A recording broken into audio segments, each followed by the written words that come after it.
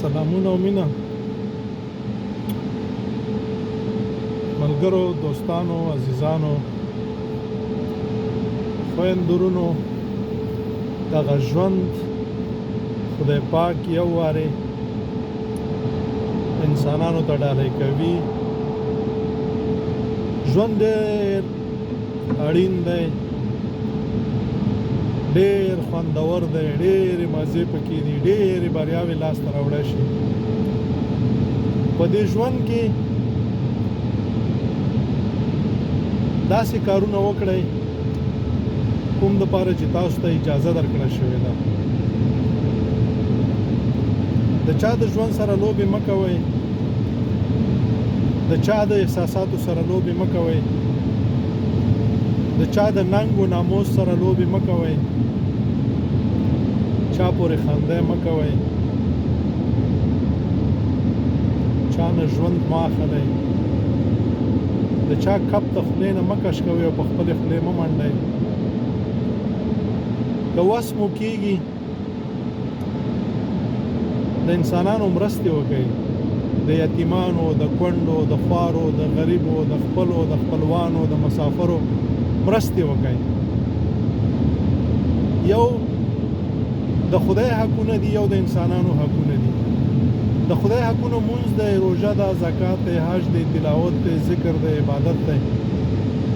او د انسانانو حقونه د هغوی مرستې دي، هغوی سره مینه کول دي، هغوی ته ښې لارې ښودل دي، په غم او ښادۍ کې هغوی سره ملاتړ کول دي او داسې نور. موږ د شیطان په دې دوکه کې وانه چوي چې موږ خو 5 وخته منځونه او زکاتونه او حجونه او ذکرونه او تلاوتونه کوو، لیکن د خلکو حقونه خورو، د انسانانو حقونه خورو. که خدای پاک خپل منځونه، روژې، زکاتونه، حجونه معاف کړي، نو د انسانانو حقونه نه معاف کوي. بهیر مو نشي، مه ځانونه تیر باسئ او مه نور انسانان تیر باسئ، تر څو پورې چې هغه حقونه چې د انسانانو د ژوو د کائنات، د ټول کائنات په موږ او تاسې باندې دي، چې هغه پوره نه کړو، په منځونو نه خلاصېږو، په تلاوتونو نه خلاصېږو، په روژو او په زکاتونو او په ذکرونو نه خلاصېږو. مونځ، روژه، زکات، حج دا د مسلمان پیژنګلو ده، چې دا نه کوي هغه مسلمان نه دی. د مسلمان دپاره نور کارونه دي، د انسان په څیر ژوند کول، د مؤمن په څیر ژوند کول، خپل کپ د نورو سره نیمول، په خپله په نارې اوده کېدل، نور په مړې ګېډې ساتل، په هر خوشحالۍ او په خفګان کې، په غم کې د چا سره همدردي کول، لاس ورکول.